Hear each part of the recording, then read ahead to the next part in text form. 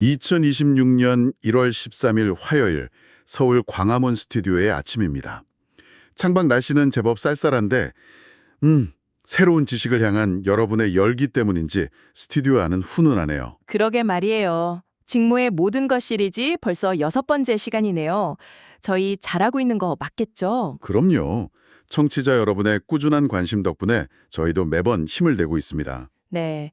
지난 시간까지는 생산관리라는 큰 그림을 그렸다면 오늘은 그 그림을 현실로 만드는 아주 구체적인 단계로 한번 들어가 보려고 합니다. 맞아요.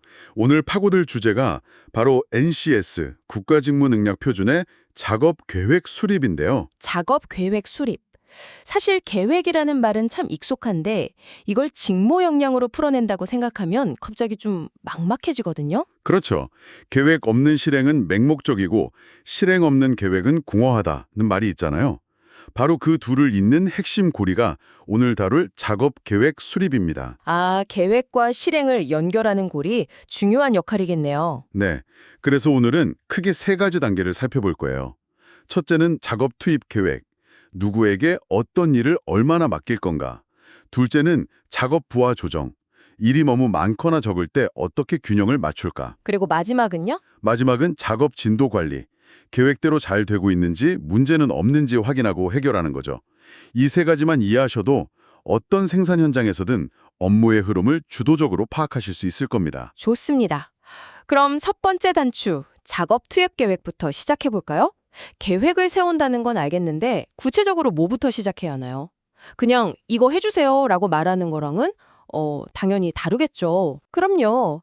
가장 먼저 필요한 건 일종의 레시피를 만드는 거예요. 이걸 전문 용어로 공정 절차 계획이라고 합니다. 레시피요? 네. 제품 하나가 완성되기까지 거쳐야 하는 모든 과정을 순서대로 쫙 나열하는 거죠. 자료에 나온 표를 보면 펠렛을 컨베이어에 놓는 1번 작업부터 시작해서 아, 네. 보니까 부품 공급하고 나사 조이고 마지막에 라벨 붙이는 것까지 정말 요리 레시피처럼 단계별로 정리가 되어 있네요. 바로 그거죠. 그리고 또 하나 중요한 게 공수 계획입니다. 공수요? 그게 정확히 어떤 개념이죠? 조금 낯선 단어인데요. 공수는 쉽게 말해서 이 일을 하는데 시간이 얼마나 걸릴까를 계산하는 거예요. 작업량이나 능력을 시간 단위로 나타낸 거죠. 아, 시간으로 환산하는 거군요. 네, 이 공수 계획이 정말 중요한데요. 이게 왜냐하면 우리 능력에 비해 일이 너무 많으면, 그러니까 과잉 부하 상태가 되면 어떻게 될까요? 당연히 무리한 잔업이나 특근으로 이어지겠죠.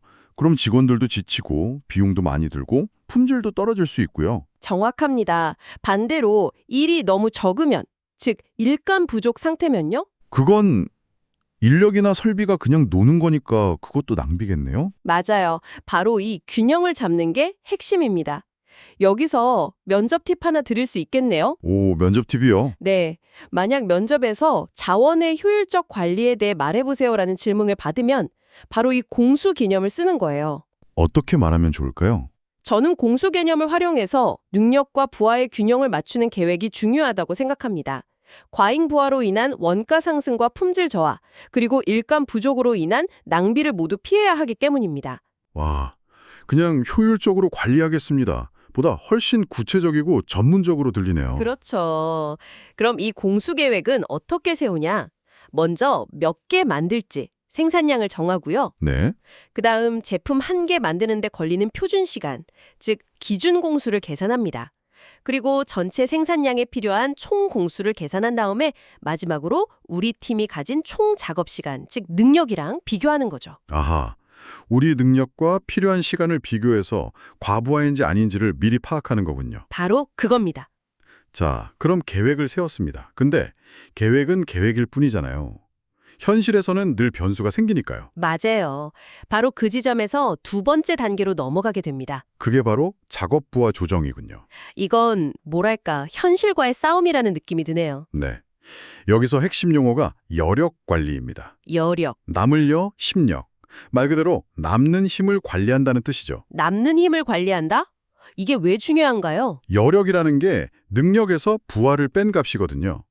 이 여력이 플러스면 일이 좀 남는 거고 마이너스면 일이 넘치는, 즉 과부하 상태인 거죠. 아, 자료에 나온 그래프를 한번 말로 그려볼게요. 가로축은 날짜고 세로축은 작업 시간이에요. 우리 팀의 능력을 나타내는 선이 쭉 그어져 있는데 그날 해야 할 일, 즉 부하가 막대 그래프로 표시돼요. 네, 상상이 되네요. 어떤 날은 이 막대 그래프가 능력선을 훌쩍 넘고 어떤 날은 한참 아래에 있겠죠. 관리자는 매일 이 그래프를 보면서 내일은 저쪽 공정이 과부하니까 이쪽 인력을 좀 지원 보내야겠다. 이런 결정을 내리는 겁니다. 실시간으로 자원을 재배치하는 거군요. 그런데 이것도 결국은 임시방편 아닌가요? 계속 한쪽 인력을 빼서 다른 쪽에 지원 보내는 돌려막기를 할 수는 없잖아요. 정확해요. 아주 예리한 지적이세요.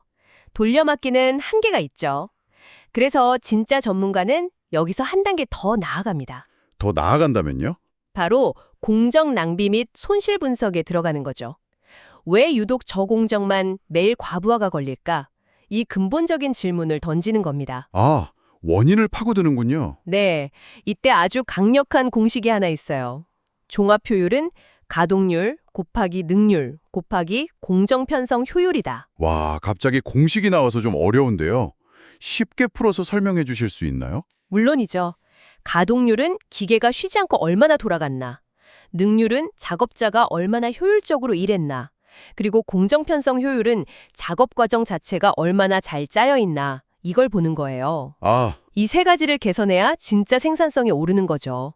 그냥 열심히 하겠습니다가 아니라 가동률 손실의 원인을 파악해서 종합 효율을 몇 % 올리겠습니다 라고 말할 수 있는 게 진짜 전문가입니다. 이제 계획을 세우고 부하도 조정했습니다. 마지막 단계는 작업 진도 관리네요. 이건 마치 운전하면서 계속 계기판이란 내비게이션을 확인하는 것과 같겠어요. 딱 맞는 비유네요.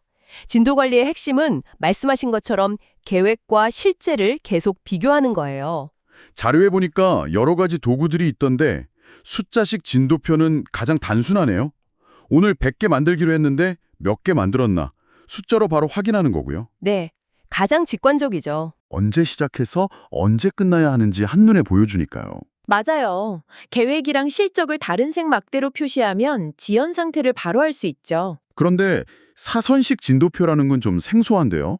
그래프에 대각선이 쭉 그어져 있는데 이건 어떻게 보는 건가요? 그게 아주 재밌는 도구입니다. 그래프의 대각선으로 예상 생산선이 쭉 그어져 있어요. 우리가 가야 할 길이죠. 네. 그리고 매일 실제 생산량을 점으로 찍어서 생산 실적 곡선을 이어가는 거예요. 이 실적 곡선이 예상선 아래로 처지면 어떻게 될까요? 우리 지금 늦어지고 있구나 하고 바로 알 수 있겠네요. 바로 그거죠. 이게 그냥 숫자로 보는 것보다 훨씬 강력한 시각적 경고가 됩니다. 그렇군요. 그런데 만약에 계획대로 잘 안 되면, 즉 진도가 미달되면 그 원인은 보통 뭔가요? 원인은 정말 다양하죠. 애초에 무리한 주문을 받았거나 계획 자체가 비현실적이었을 수도 있고요. 또는 기계가 고장나거나 작업자가 결근하는 것처럼 예측 못한 변수가 생길 수도 있고 심지어 앞공정 작업이 늦어져서 영향을 받기도 합니다. 정말 변수가 많네요. 네, 그래서 이런 문제에 대한 대책이 중요해요. 단순히 잔업이나 특권으로 해결하는 건 임시 방편일 뿐이거든요. 그럼 근본적인 대책은 뭔가요? 근본적인 대책은 생산 흐름의 원활화입니다. 즉, 작업 능률과 가동률 자체를 높이고 공정 간의 능력 균형, 이걸 라인 밸런스라고 하는데 이걸 맞추는 게 핵심이에요. 유능한 관리자는요, 문제가 터진 뒤에 수습하는 사람이 아니에요. 이런 원인들을 미리 예측하고 시스템적으로 개선해서 문제가 생길 확률 자체를 낮추는 사람이죠. 와, 오늘 정말 깊이 있게 파고들었네요. 정리해보면 작업 계획 수립은 단순히 계획표를 짜는 행위가 아니라 그렇죠. 투입을 계획하고 부하를 조정하며 진도를 관리하는 살아 움직이는 유기적인 과정이었네요. 맞습니다. 이 세 단계의 순환을 이해하는 게 핵심이죠.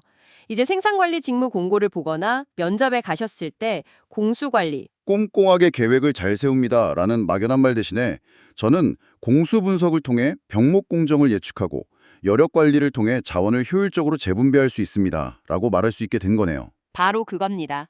마지막으로 이걸 꼭 말씀드리고 싶어요.